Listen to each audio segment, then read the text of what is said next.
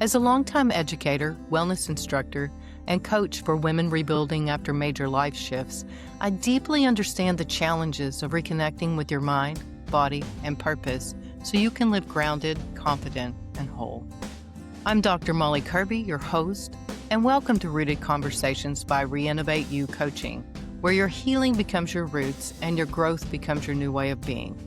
Through grounding conversations, practical tools, and valuable insights, Rooted Conversations empowers you to reconnect with yourself, to release what no longer serves you, and to reinnovate the person you're becoming. If this sounds just like the thing you've been looking for, subscribe to the podcast and join me on this journey to reset, renew, and reinnovate you.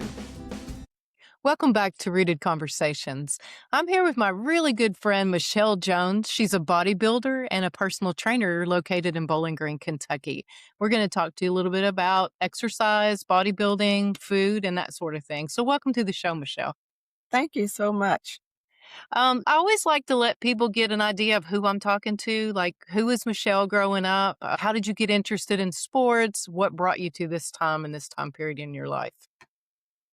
Well, I'm from Baltimore, Maryland, grew up in inner city Baltimore, and one day walking home from school, we cut through a local high school and there was a group of people running around. I started running with them, and little did I know it was actually a track team. So started running with Ed Waters Track Club in Baltimore, and it just literally changed my life.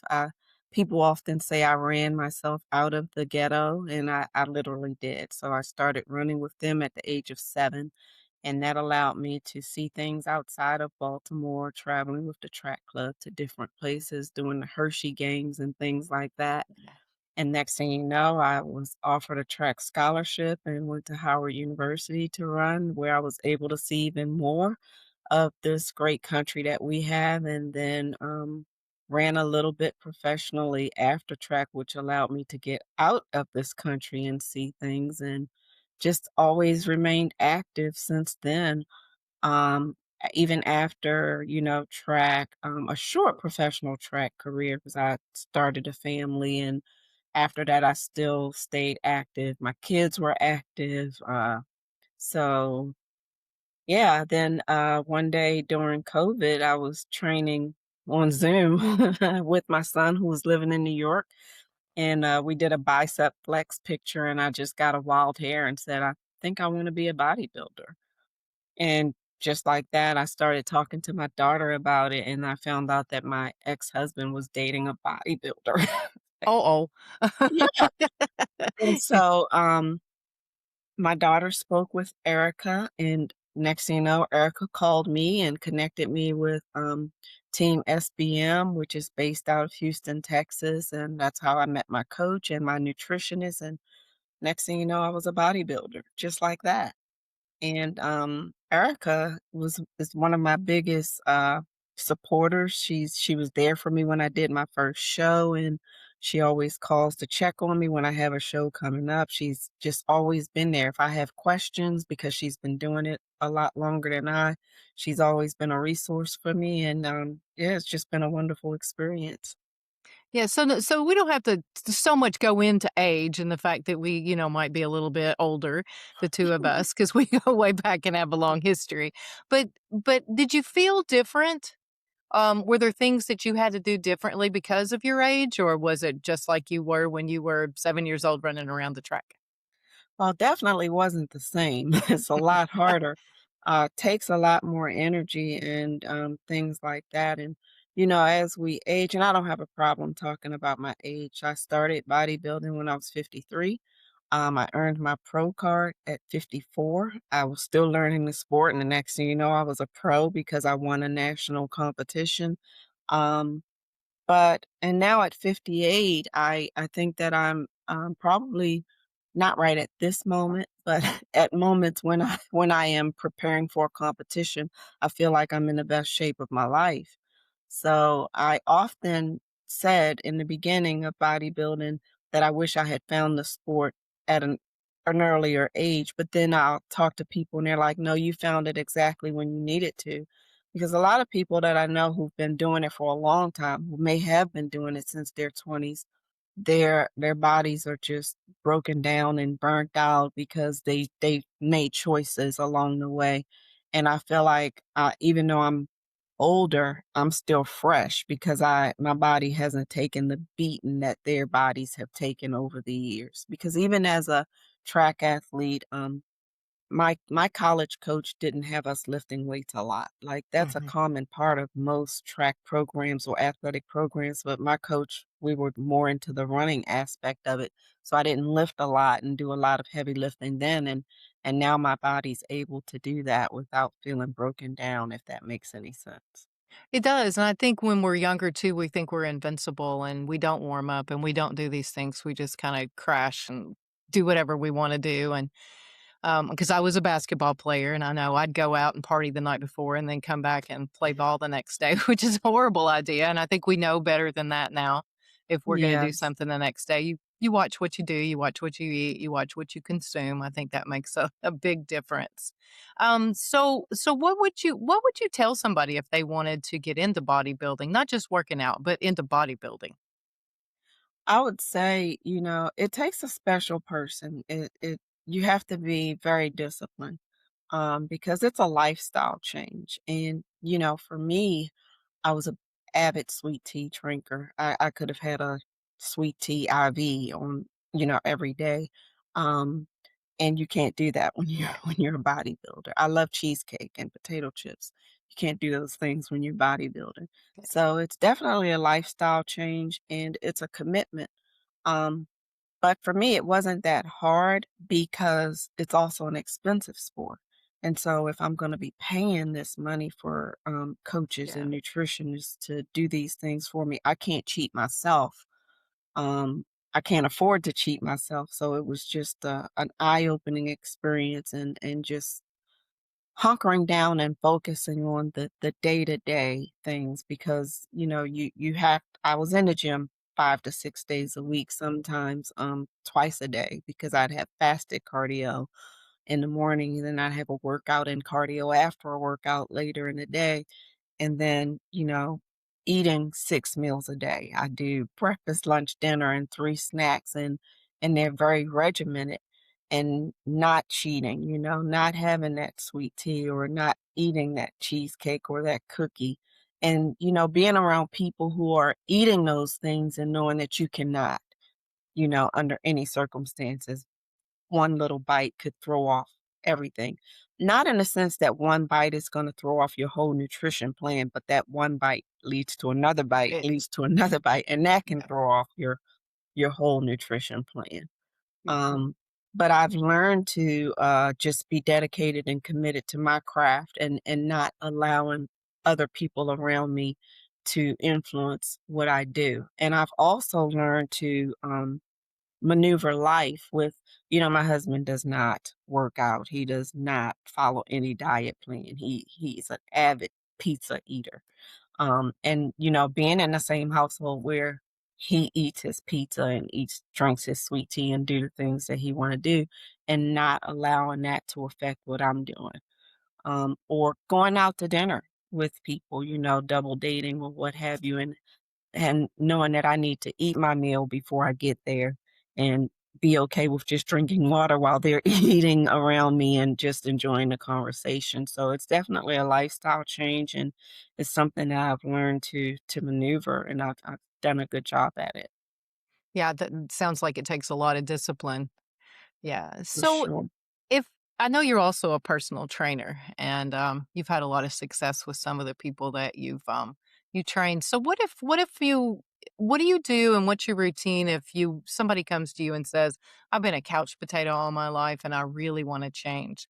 I know for a lot of us, like you said during COVID, we kind of realized that we were out of shape. I know I rode my bicycle probably more than I ever rode. I ran, I did all of those things. I was probably in the best shape I had ever been in too. And a lot of people got interested in that and the diet industry and all of the things just kind of popped up everywhere. But what would you say to somebody if they wanted to start? How do you start? How do you get interested in trying to live more healthy, to get in shape and eat right? Well, first, I always do a consultation call with people. Usually people will reach out to me on social media or see me at the gym or whatever, and the first thing they want to do is say is, I need a personal trainer, and what do you charge?" Yeah. And, yeah, I don't Right. get into that because I wanna do a consultation call, and during that call, I tell them about me and my background, my expectations, my experiences, and then I have a series of questions that I ask them. I wanna know what their diet is like. I wanna know what their daily routine is like. I wanna know what their work life is like, what their sleep pattern is, because it's not a one size fits all. And my goal is to meet people where they are and help them to become the best versions of themselves. So I start there, and then it's like I said, it's not a one size fits all. So how I approach it depends on what that person is bringing to the table. And I have had good success with my in person clients, with my online clients, and, yeah, it's just a matter of meeting them where they are. Because in my mind, I think if you have a rigid plan already designed Mhm. and this person is a couch potato who's never done anything, then you're setting them up for failure to begin with because what you have already designed for this person that you know nothing about may just be way too much than Yeah. what they can handle. And that will cause people to not follow through. That will cause people to quit.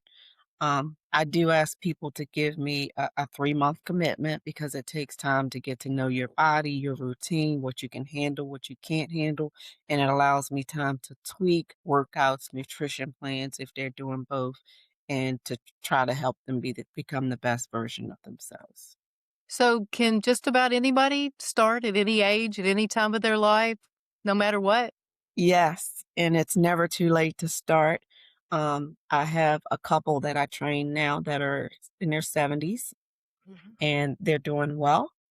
I see muscle growth, I see weight loss, I see mobility improvement, flexibility improvement.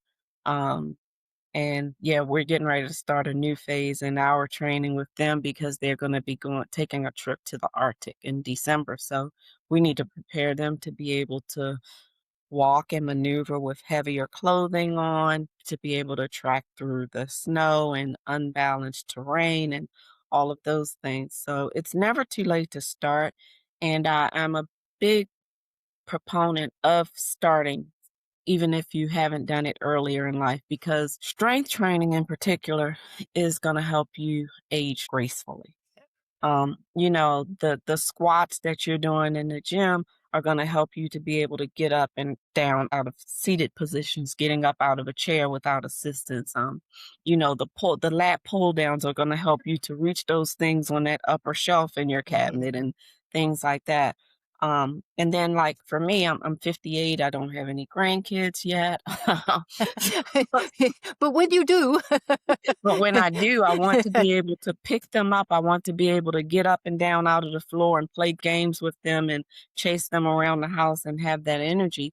And so you want to, strength training now or at any age is an investment in your future self. Self health is how I approach it. Very much so. Even Mm. if it's not really heavy weights, light weights and repetition, whatever you need, whatever you gotta do, just do it, right? Exactly. Yeah. I discourage ego lifting. Yeah. Yes, one of my clients in particular does not want to be seen in the gym lifting light weights because they think everybody's looking at them like nobody's paying attention to you, and it's like uh, you don't have to lift heavy to get Right. stronger, and that's a misconception that people have. Mhm. Now, if you're bodybuilding, Right. yes, you have to do some things with heavier weights to build certain body parts to be stage ready. But for lifestyle training, you definitely do not have to lift heavy to gain muscle or to get stronger. Very much so. So let's shift just a little bit and talk about nutrition because you did mention that you do both I nutrition do.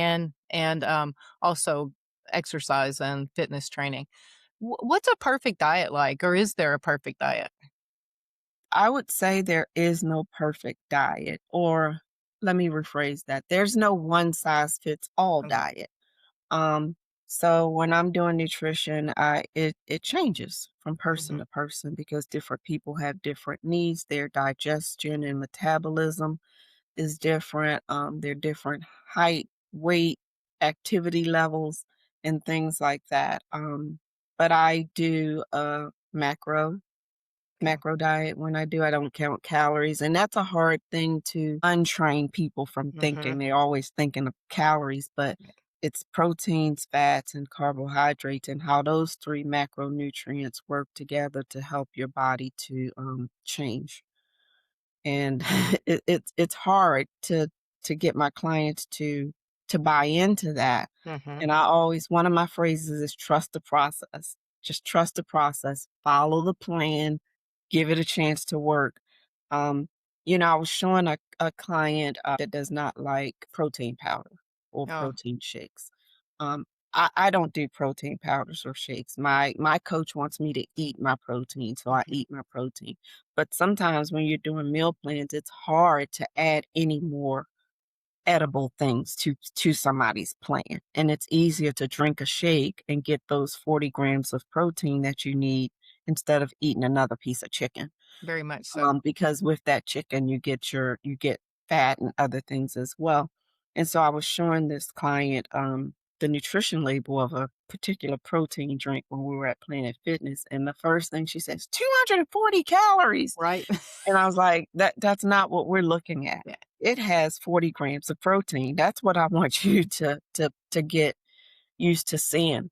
And another example that I give is like a night before a show, I get to have a slice of chocolate cake. Mm. Linda's fudge cake from Cheesecake Factory. It has 1,450 calories. That is a whole day of Day. eating for Mhm. some people. So you can't get caught up in the calories. And then if you're on a 1,500 calorie diet a day, you can eat anything and get those calories, but it doesn't but you've eaten a bunch of junk like that one slice of cake. Right. So you need to be looking at the macronutrients and how those things work together. And if you're trying to build muscle, protein is you need protein. You need a lot of protein. And another misconception that people have, they don't want to increase their carbohydrates Right. because they think that it's going to make them gain weight. But carbs is what give you your energy, and you wonder why Mhm. you're tired all the time because you're, doing a keto diet where you're only getting 30 grams of carbs in, and you wonder why you're dragging throughout the day. And I'm not belittling a keto diet. I just use that as an example Mhm. that if you're only eating 30 grams of carbs a day, you're not going to have the energy to do a whole lot of things because you're getting your energy from those carbs, and it does not mean that you're going to gain weight from that. So, Yeah, I have a carbohydrate block. I'm always worried about my carbohydrates. But then again, we've discussed this before too, is that I'm vegan and I don't eat anything that comes from an animal. So no cheese, no eggs, no anything like that. And it's always hard to try to get them balanced. It's not so much that I don't want the carbohydrates. It's just they're not in balance with one mhm. another. So my protein will be really low and my carbohydrates will be really, really high. So, do you have any advice for people that are vegetarian or vegan or maybe allergic to a wide food group or something? Again, my advice would be to balance the three macronutrients, which is hard to do as a vegan. I've done a meal plan or two for vegetarian and vegan people, and those were my most challenging things to do. Um, Yeah, but you almost have to have some sort of a meal replacement or a protein shake to get them up there, and they make some really good ones that are pea proteins that, you know, don't taste so horrible as like Mhm, some of them do, and they have some vanilla flavors in here and there, so it's not horrible, but you're still only looking at 19, 20 grams. Some of them have 26, mhm. so they're like half of what the ones that are not plant-based are like. Exactly, and it required me to have to do a lot of research because, Yeah, my I have my go-to proteins, but yeah, those aren't, right. those aren't the go-tos Those are for off the my table, vegan literally. Yeah. exactly. But I mean, I would just say, get you an app that tracks your things, and if you're, able to put your foods in there, to get that balance, that's great. And they even have TikTok Shop has these scales that you just put your food on there and tell them what Mhm. it is, and they can break it all down for you, so you don't have to do a lot of the math. But I have 2 clients, another husband-wife team that tracks everything. I introduced them to MyFitnessPal, and they're Yeah. addicted. They put everything in there now, and so it started off that I told them what to eat. Like, I developed their meals, like, 150 grams of egg whites, 2 slices of turkey bacon, blah, blah. Now I just tell them their numbers and they do their own meal plans because they've gotten used to putting it in the app and they can make the numbers work out well. And they're able to incorporate things that they want to eat that I wouldn't necessarily prescribe, but that are okay for them because they're not bodybuilding. So when you just have lifestyle clients, they you can have a little bit more flexibility, a lot more flexibility in your diet. Yeah, those apps can really be your friend. I wanna do a whole podcast on just apps and what apps do and stuff because I use a lot of those apps myself. Mm. So, you said you were 53 when you decided to do this. How has it impacted and changed your life, just becoming a bodybuilder? Oh, I like I said, I think I'm in the best shape of my life, maybe not right at this moment in time, because I didn't compete this year and I will not compete in 2026.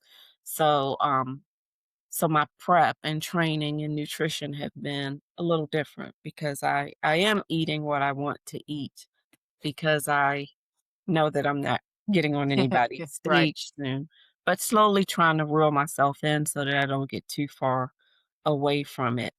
How has it impacted your confidence? Oh, And how has I Michelle Jones changed because of this? I'm a baddie. I you know, I'm a baddie. Like, I I'm agree with like, you. when I look Hey. like, when I'm stage ready and I look at my physique, I'm like, "Yeah, I can do hard things." It has definitely been a confidence booster, and, I feel better about myself. I've never been an out of shape person. Right. Um Actually, when I was growing up, I was thin, like a beanpole. The women in my family are very healthy, full-figured women, Mhm. and they would always tell me, "Not even a dog wants a bone." But now but now I feel like, I feel stronger. I feel more confident. Not that I lacked self-confidence, but it's just a higher degree of confidence in a different way, so to speak. I can't hardly it's hard to explain.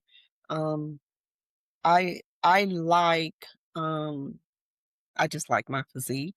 I like the strength that I have, you know? Has it affected other parts of your life? I mean, do you feel better about relationships or your job? It's a great question because it definitely has made me learn not to sweat the small stuff. And everything is That's small nice. stuff now. You worked with me, you know how Yeah. I could be at work sometimes, and now I'm like, "Eh, whatever." It's Mhm. just like it just runs right off of me, and my coworkers are like, "You're not gonna say anything about that?" And I'm like, "Mm, not today. No, it's just not even that serious anymore." Yeah. Higher ed is gonna be higher ed, and I've just learned not to get myself all frustrated and angry and anxious about things that I'm not going to be able to control anyway. And I think bodybuilding and just being in the gym is so therapeutic. I have several shirts that says the gym is my therapy, and it really is because when you're in the gym, it's just you and the weights, and you're just trying to get the goal that you're trying to get, and nothing else matters at that time. So I've carried that with me outside of the gym as well. And I think that, if I ever had blood pressure issues, they would be gone now because I'm not getting all Right. upset about things like that anymore. So I do I think that it has carried over into other aspects as well. I can definitely see that because I started working out before I went to work instead of in the middle of the day or at the end of the day, probably about 10 years ago. So I would do it like in the morning. Sometimes I would still do yoga at lunch because sometimes you need a break. But there's Mhm. something about that you time, and it's a time to hold space for yourself Mhm. and to just be with yourself before you get into public. And it made so much difference in my life as well. So I totally understand that. And I think Mhm. I was probably easier to work with. And then if it got real bad, I just left and went to the gym again and went for a swim or went to a yoga class or something because there's something about that holding time for yourself, whether it's Yeah. meditation, working out, or doing yoga or lifting weights, whatever. It really does your soul good. And I think that stress is one of the biggest things that kills us these days is that your blood pressure goes up. You have all of these things inside of you that you need to release. And it's a good way to do that. Yes. And so there's been times where it's like maybe the week before show day and I lose my glutes and things are just not happening and I would get so in the beginning I would be so stressed and uptight about it and my coach would be like, "Oh, we'll fix that. We'll fix that. We have time. No need to panic." Like he was always very nothing frustrated him like Yeah. that.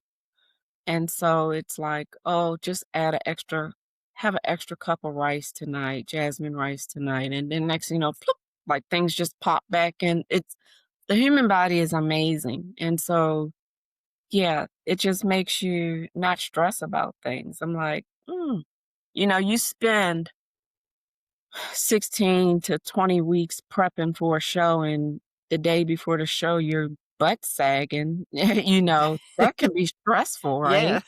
And so I'm stressed when my butt's hanging, period, but I but can imagine then before a show. you eat that chocolate cake and your booty's like pot out. It's just like, no need to stress about it. Like there's it's just not worth the stress. And the stress impacts your health and well-being also and most of the time, especially in our jobs, Yeah. we can't change it. It's going to be what it's going to be. So I've carried those things over. Yeah, I get that. So, just for one last thing, for these people that are listening to us right now, what is one piece of encouragement that you would have for listeners who really want to get up and do something? They want to make a difference in their life in terms of health and wellness, doing some exercise, and maybe having a better diet. Just do it. Ah, Just do it. There's a wealth of information. Not all of it's good information, but there's just a wealth of information at your fingertips. And you can just get up and start moving. A lot of people, especially older clients, they don't want to go to the gym because they don't know what to do at the gym. But you can Google things, how to do this certain exercise. And at Planet Fitness, they have QR codes on the machines. If you put your camera up to it, it shows you how to do that exercise.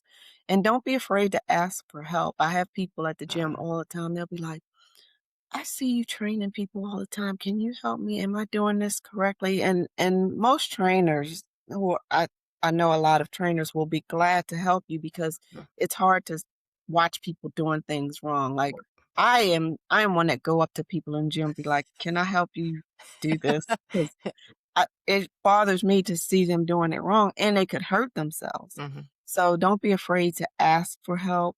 Don't be afraid to just start. Just start. Just go. Just if you don't go to the gym, you don't have a routine, just go. Get you a cheap gym membership and just start going and watch how much your world changes. I It's an totally agree. investment in your future self. Your future self will thank you. Oh, yeah. I mean, if anything, take a walk, get outside, Mhm. enjoy it's nice time of the year for us too. Yes, and I just read an article that said 10 minutes of walking after you eat Mhm. is sometimes can be more beneficial than a 30-minute workout at the gym because you're not allowing that food to just sit on you. Yep. Just get out 10 minutes and walk after a heavy meal in particular. Yeah, I try to do that every night after dinner. It's Mm, hard in the wintertime, but it's a beautiful time of the year right now, so you can do that. yes. Michelle, I appreciate you so much coming on the show and talking to us. This has been a wealth of information. To all you listeners out there, just remember to stay grounded and stay connected. Until next time. Thank you for joining Rooted Conversations by Reinnovate You Coaching and for seeking clarity and truth in your health and wellness journey. If you enjoyed today's episode, be sure to subscribe, share, and leave a review. It helps us grow and reach more listeners like you. For resources and updates, follow us on social media or visit riucoaching.com. Until next time, stay grounded, stay curious, and keep growing. As a reminder, this podcast is for informational and educational purposes only and is not intended to be medical advice. I am not a medical provider. I am a PhD, not an MD. And nothing in these conversations should be used to diagnose, treat, or replace care from a qualified healthcare professional. Always consult your doctor or trusted healthcare provider regarding any questions or concerns about your health.